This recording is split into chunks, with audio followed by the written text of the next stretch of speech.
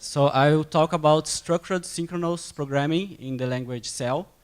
Today I will focus on mixing, control, and data flow in the language. Before I will start with a simple example here. I want to blink a LED like this. So in Cell, I can write an infinite loop that awaits 500 milliseconds, changes the state of the LED, and stays in this loop forever. Then I want to stop blinking after a button press. So after blinking, I press here, and it will stop. What I can do now is to enclose the blinking behavior with, without modifying it, with a parallel composition that will also wait for a button press in another line of execution.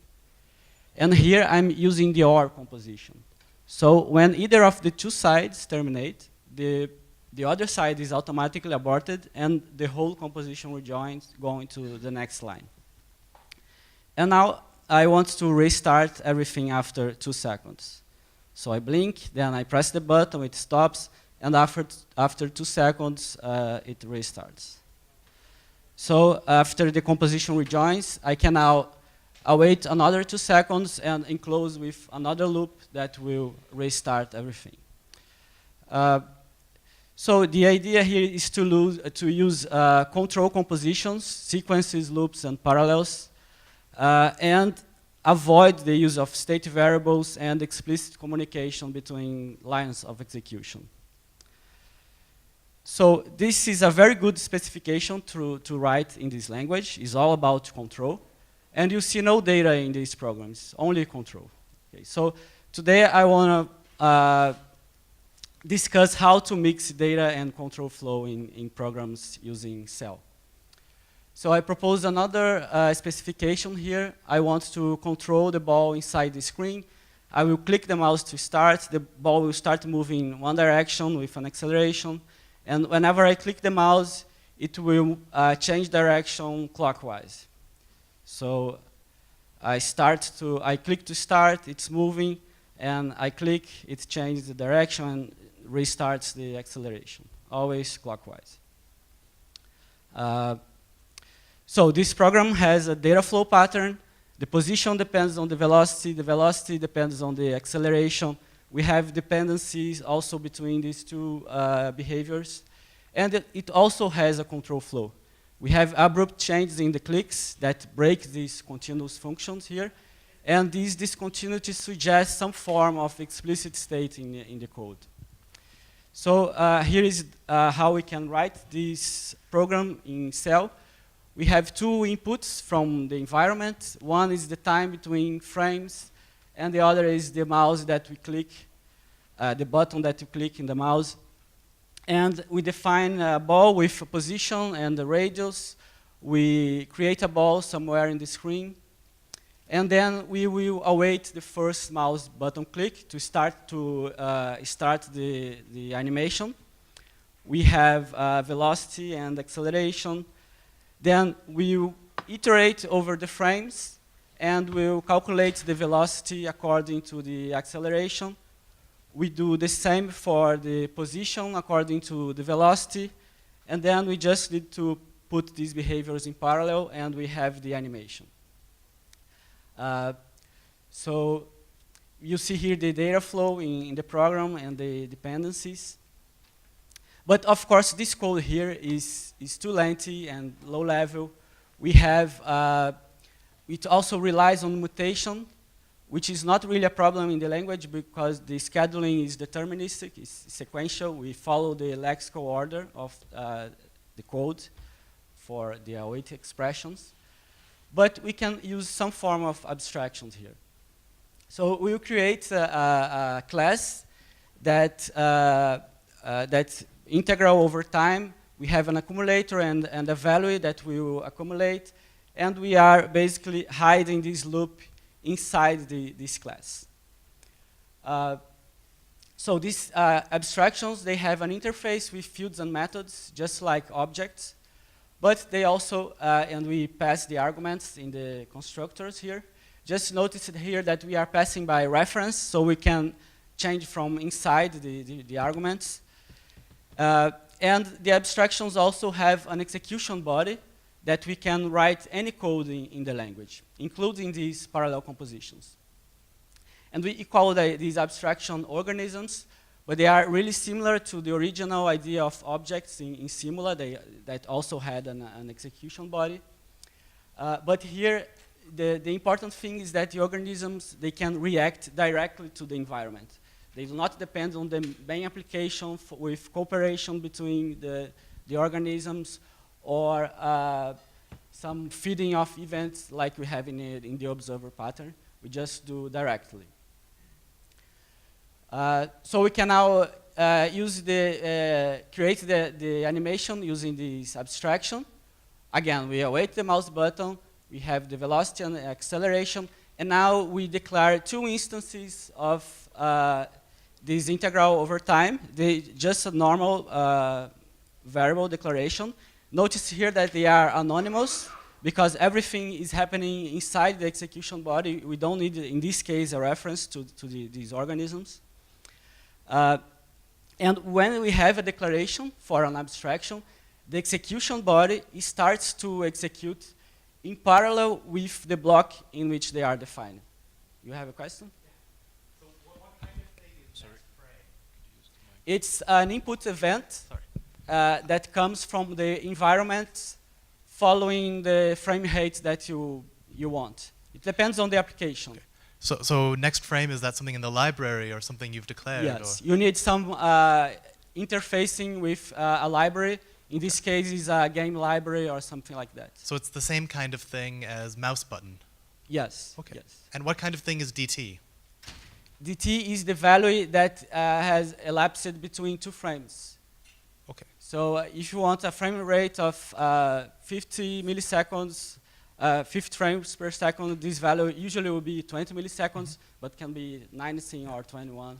And if I had said every DT in mouse button do, then what kind of thing would DT be? Would be the button that you clicked, left or right, for example. Okay, so I should maybe understand those as a kind of stream of events, and then when I say every something in, then I bind the individual events coming out of the stream? Exactly. Thanks. You probably need, of course, the documentation to know what the event is carrying. Yeah. Thanks. Okay. So whatever comes next, the three dots there, is the organism body is executing implicitly in parallel with that. Okay? And here in this example, I will just move right, so I wait forever, and these things are happening implicitly. So just a second. Now I have the same behavior, but just moving right because I didn't write the rest of the code.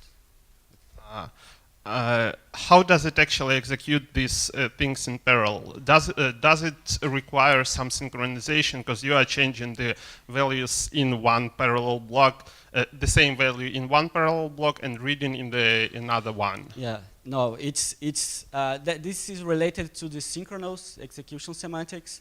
Basically, when we awake, if two things awake for the same event, we awake them in sequential order. We follow the lexical order in the code, and we execute the first one. Then we guarantee that we will await again, so it will not run forever. So it basically works like the event loop in Yes. JavaScript and so on. Okay, Yes. thank you. It's a similar semantics. So now I want to make the turns. Again, I just await the first mouse button, and this is exactly the same code as before, but I will not await forever. I want to move down. And basically, I will copy and paste this code, and I will change the arguments here. Okay, now I want to move vertically. And you see that this will not work exactly as we want. When I click the mouse, you see that the previous dependency is still alive. I'm moving in both directions, right? Because the dependency is still alive. It is still running in the background. So what I do here is this is the dependency that is still alive. I will enclose these dependencies with an explicit scope. So for the semantics for organisms is that when they go out of scope, not only the data is reclaimed, but also the execution body that is running implicitly in parallel is automatically aborted. So we have lexical scope for execution as well. In this case, this is the lexical scope, and when I awake from the mouse button, it will go out of scope, so the dependency will be broken. And this is how we can mix data and control flow in the language, basically using control flow to change the scopes and this idea of organisms to have something hidden in the abstraction. So closing the loop, I just copy and paste right, down, left, and up. Okay? And of course, again, this is lengthy code, but regular. I'm just changing the arguments again. So the velocity and acceleration. So it's possible to abstract with another class, and here I have a class move until button is pressed, and I will hide this control flow inside this class. And now I just need to declare an instance of this thing. In this case, I'm using an identifier because I want to await the execution body to terminate. When I click the mouse, I want to continue. So I need to await my termination. This is a common pattern in the language, so we have syntax sugar that we just say, do the name of the class and the arguments. And it's exactly the same as the previous block shows. So the full application, we have the inputs, the abstractions, and the data, and finally the control flow now is much smaller.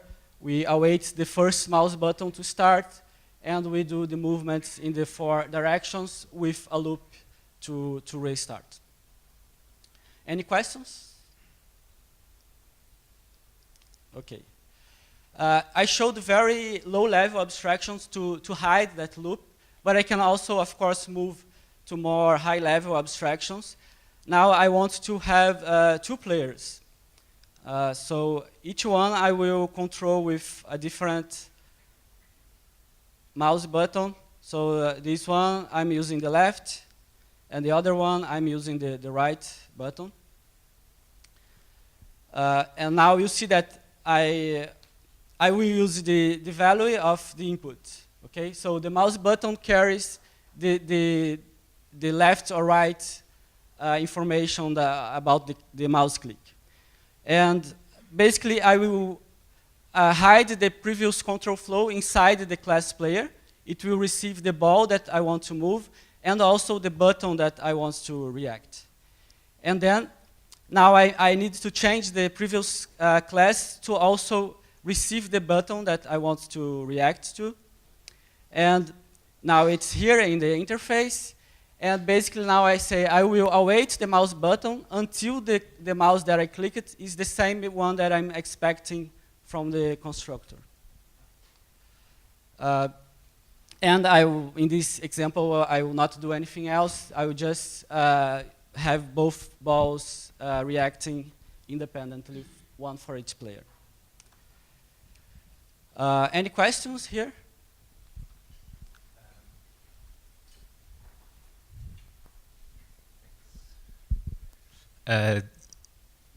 Your argument is of type int, the button? Yes. But it's really a stream of ints, right?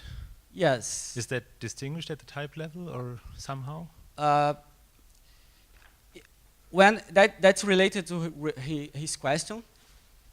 If you want to handle it as a string, we will use the every construct because we want every single occurrence of that event. But sometimes I just want to react to one instance. So I just say await that. So it can be seen as a stream or as a single occurrence. It depends on the context of how you use it.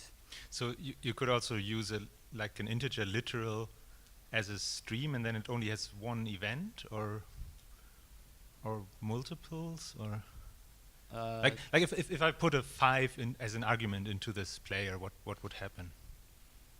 Where would then? But this is in the library. The library will say I will pass an integer, and the integer means 1 is left, 0 is right, and 2 is middle. So you have to look at the interface of these input events. Everything that has an input comes from outside. I'm not controlling it inside the program. It comes from outside. Okay. But isn't the distinction between an individual int and a stream of ints whether you say input or var? Is that the case, or? I didn't understand it. Yeah. So in the code you have mouse button there is a stream of button events, right? Yes. Whereas button left is an individual click of a mouse button, right? Yes. And so the difference between those two is that one of them is declared as input and the other one is declared as var, right? Yeah. Here is not the name of the string. It's a value of that string. Right. So it's an enumeration. Yeah. Okay. Because I think that the previous question was assuming that button left in fact was a stream, when in fact no, it no, is no. not. It's an element of that stream. It's an element of that string. Okay. Sorry, I didn't understand. Okay. So there is this distinction for data flow. We have two general approaches: pull and push data flow. And in the pull approach, when we want to compute a value, we will continuously read from the source values and do the computation. That's what we did in the integral. We have a loop inside the integral that will read continuously the dependencies and recalculate itself. But we also have the push approach, in which the source value will notify of its change, and anyone that wants to compute something can listen for those changes. So I propose here another example that will use the push approach. I will extend the two-player controlling the ball, and now a random food will appear on the screen periodically. And when a player eats the food, it will increase the radius. And we have a constraint that the sum of radius is always constant. So if one increases, the other will decrease. And we restart when any one of them reaches 0. So now you see the food. I'm controlling one of them, and it will increase. And at some point, the other one will reach 0, and we will die. Okay? So that's it. So what I propose here is to build a dependency graph at runtime using these classes. So event is an internal event mechanism. I can emit and await on these internal events. And here I will create two instances. So basically I will have two nodes there. And what I will do is when someone emits something, when I emit something in my output event, I want to also emit in the input event of the other node. So I will create a dependency here, like this. And I will do the same in the opposite direction. And I will put them in parallel. So the dependencies are alive. I still need, so I will await something in my in event, and I will do something, and I will emit something in my output event. Okay, that's what is still missing, is how to close this loop. And this will happen in the player class. I now pass each player a different node to control, and inside this node, when I have received something in my input event, I will increase the radius and will emit the opposite value in my output event. So now basically I'm closing this loop here. I mutate the radius with something v that I receive, and I pass minus v. And the balls, they don't know that this dependency exists. Is declared outside it. So, but we still need the initial stimulus that happens when we collide with the food. So this is the general structure of the game. The code is almost exactly like this. So I will restart every time one of the two players dies. Then I define the two nodes and I link them as I showed in the previous slide. I have both players defined here. And then food is also an organism. It will appear somewhere in the screen, but it has an execution body because it will disappear after some timeout. So it also has code inside this. And as they will be created dynamically, I need a dynamic pool to hold all instances that I will create. And this pool also has lexical scope. So when this pool goes out of scope, all dynamic instances will go out of scope implicitly. So this watching construct here will abort whenever either of the two players die. So basically, anything that I put inside this block will be automatically aborted when the instance dies. And that will make the loop to restart and everything be recreated in the game, including the pool. And now I just say that every random milliseconds, I will spawn a new food. So this is what the keyword to create a dynamic instance, and I specify where this dynamic instance will live. And in parallel, I will check collisions every frame. So I will iterate over the foods. So this is also an iterator in the language. I will get all foods that are on screen. And I will check for collision against the two players. So this code has to be duplicated for each player. And if it collides with the player, now I will emit the radius of the food into the node that will make the dependency trigger. And I also say kill food because I want the food to be to leave the screen and leave the pool. And now this is what actually closes the loop. Yes. Did you have to take any kind of special consideration for these dynamic elements and how you clean them up after, is there garbage collection? Do you get rid of them? Like, how does that come into play at all when you do this kind of synchronous programming? So there are two ways dynamic instance can be reclaimed. It's also always static memory, actually, how you reason about it. There is no garbage collection. So the first way is with the lexical scope of the pool. So whenever I make an iteration in the loop, the pool will go out of scope. So all instances will be collected, but it's lexical, it's static. And the other way is if the execution body of the organism terminates. So, and in this case, it will also be go out of school automatically.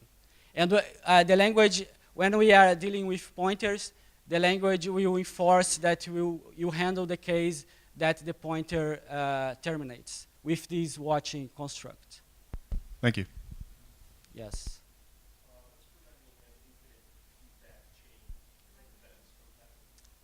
This is a good question. The question was, I have a loop, a dependency loop here. So why it's not, when I trigger the first, why it will not be forever? That's the question, right? So let me go back.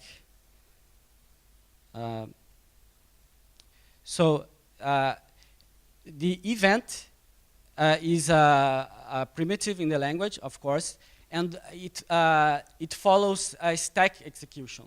It's not queue execution. So when I emit something, suppose I emit here in my output. I will not go and await again my input.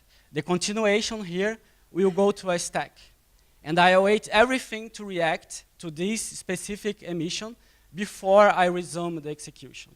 So what will happen here, I will emit here, and it will be fed into the input here. So it will awake, it will emit in the input of the other one. So the other one will awake and will emit in the output. It will do it again.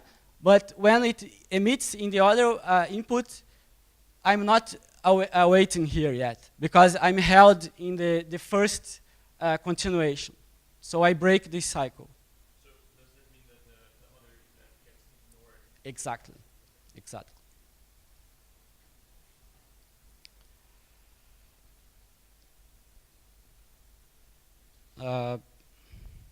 It's clear how the semantics. I don't know if it's okay. So these are the two examples I wanted to show about data flow. So synchronous reactive languages are something very old. There are two basic original research that started the concept of synchronous reactive languages. One is STL and the other is Lustre. And we saw in they are from similar groups in France. And we saw in the late 90s with functional reactive programming, a lot of new work appeared in this side here, in the declarative and data flow synchronous languages, libraries, languages, and frameworks, and so on. But we did not see this trend in the other side, in the STL side. So that's why we created Cell just as a modern and focused alternative to synchronous reactive languages. And today, basically, I tried to talk a little bit about how we can reconcile these control-based languages with data flow ideas from declarative languages. And so the main design guidelines that we had in Cell, with the trade-offs, the first one is that we chose structured programming, very imperative and clear about how the control flow should execute. We promote side effects everywhere, but we rely on sequential and deterministic semantics that helps understanding the side effects. Everything in the language has an explicit lexical scope, and we enforce that abortion of these scopes is always safe. I did not discuss this today, but there is a paper that discusses that. And another thing that I didn't mention much in these examples is how we can also force bounded memory and execution time for reactions to the environment. I think I'm done. Well, it's just funny that it says lose, actually. Wow. It's a real chess match. We didn't lose. But yeah, you can continue. We have 12 minutes of discussion time, so actually, if anybody has anything they want to ask, now's the time. No? Can you continue in your talk? Yeah, that's just answer the question. Yeah.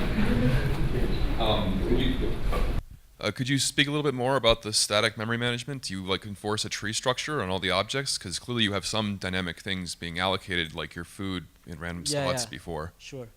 So first, the parallelism here is lexical. So at compile time, we know what is running in parallel with what and what is not. So basically, if things are in parallel, they have to be in the memory at the same time. If they are in sequence, of course, they don't need to be at the same time. For dynamic instances, we have two variations. There I defined the pool with the brackets, and I didn't specify a limit there. So in this case, the instances go to the heap, but the control of memory is still based on the lexical scope. If the pool goes out of scope, all the instances go out of scope, and the memory manages this. But we can also specify a limit there. And in this case, it's really static. We know the whole thing at compile time. So as we use cell a lot in embedded systems, this is very important, to specify an upper limit. Could you please elaborate on why you chose effects versus security? Side effects. Side effects. Because that seems to be against the trend. So basically, because we usually we started with embedded systems, and the interaction with C is the rule. If we don't have C, we cannot do anything. And we have a lot of calls to send this message over the radio, and we have to pass a buffer. So the interaction with C already implies side effects. So what we chose, that I also didn't show here, is how to deal safely with that. The language knows the type signatures of these calls, and if it's passing pointers around, you have to write finalization code that will clean up when it goes out of scope. That's what I meant about safe abortion. So, and I also think it's more convenient. I like side effects, so. So I have a question again. Yes.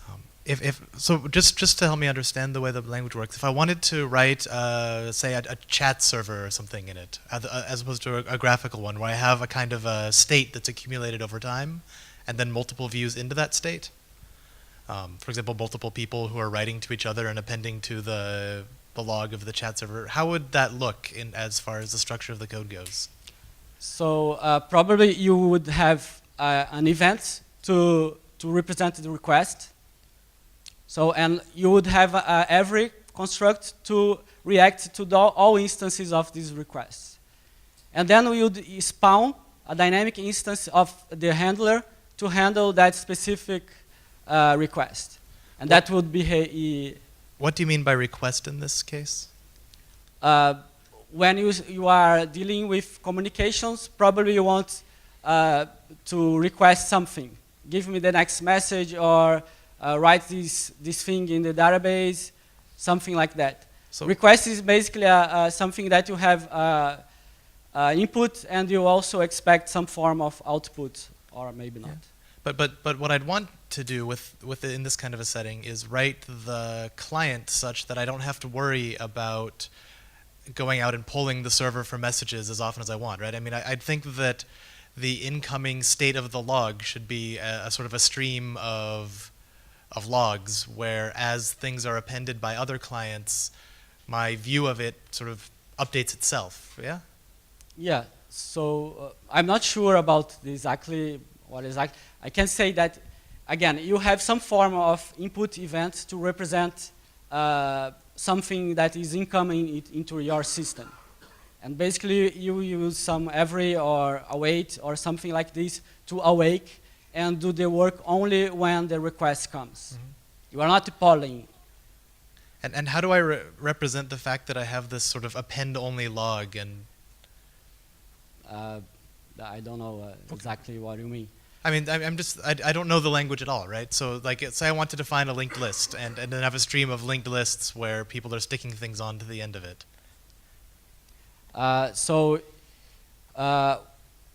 You probably will write some code in C in this case. So I couldn't express that in, I can't pronounce the name of the language. Cell, yes. Cell, okay. Yeah. We don't have any like more complex types. We don't deal with them. We delegate for the host language that nowadays we only have C. Okay. But potentially you could build a cell on top of another host language, and if this language supports the data structures that you need, you would use them. Okay, thanks. So if you have the player 2 code in a separate every next frame do clause, Is there a race condition there? Can they both consume the same food, or are they always going to be sequentially executed? They are always sequentially executed, but if whenever you kill something in the language that I'm killing the food, it will change the pool. Mm-hmm. So you need to have some code to protect this. So basically, there is a static analysis that will force you to use a watching construct that will either restart the iteration, or if there is no problem, it will allow it. So if there weren't this race, then they could execute in parallel on separate threads, or is the flow of execution always on a single thread? So this is all single-threaded. Okay. That's Synchronous execution model. You have only one view of the global execution of the program. So it's all single-threaded.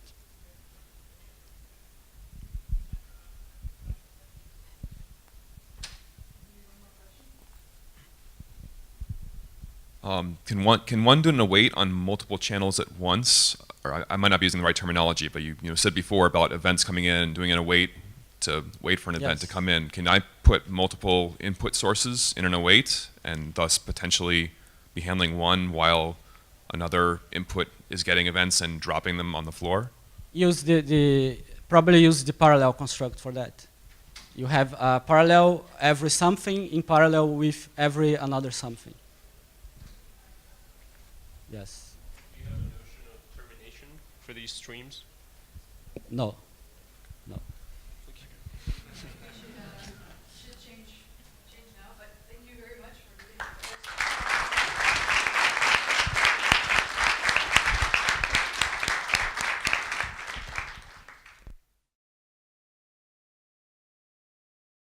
Clockwise.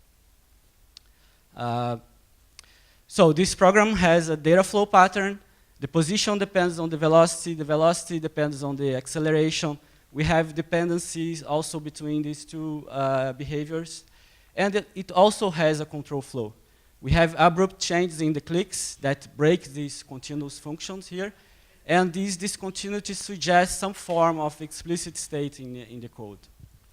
So here is how we can write this program in Cell.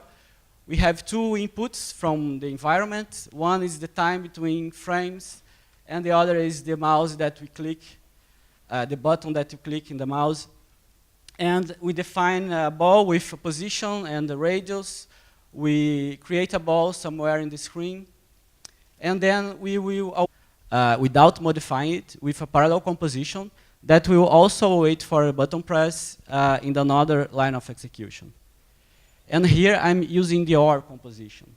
So when either of the two sides terminate, the other side is automatically aborted and the whole composition rejoins going to the next line. And now I want to restart everything after 2 seconds. So I blink, then I press the button, it stops, and after 2 seconds, it restarts. So after the composition rejoins, I can now await another 2 seconds and enclose with another loop that will restart everything. So the idea here is to use control compositions, sequences, loops, and parallels, and avoid the use of state variables and explicit communication between lines of execution. So this is a very good specification to write in this language. It's all about control. And you see no data in these programs, only control. Okay, so today I want to discuss how to mix data and control flow in programs using Cell. So I propose another specification here. I want to control the ball inside the screen. I will click the mouse to start. The ball will start moving in one direction with an acceleration. And whenever I click the mouse, it will change direction clockwise. So I click to start, it's moving, and I click, it changes the direction and restarts the acceleration. Always.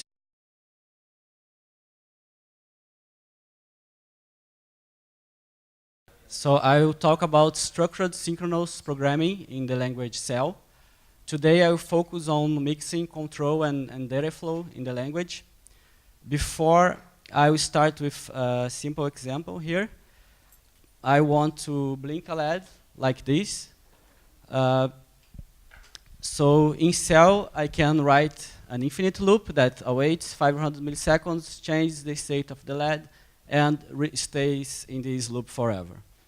Then I want to stop blinking after a button press. So after blinking, I press here, and it will stop. What I can do now is to enclose the blinking behavior with wait the first mouse button click to start the animation. We have velocity and acceleration. Then we'll iterate over the frames, and we'll calculate the velocity according to the acceleration. We do the same for the position according to the velocity, and then we just need to put these behaviors in parallel, and we have the animation. So you see here the data flow in the program and the dependencies. But of course, this code here is too lengthy and low level. We have, it also relies on mutation, which is not really a problem in the language because the scheduling is deterministic, it's sequential. We follow the lexical order of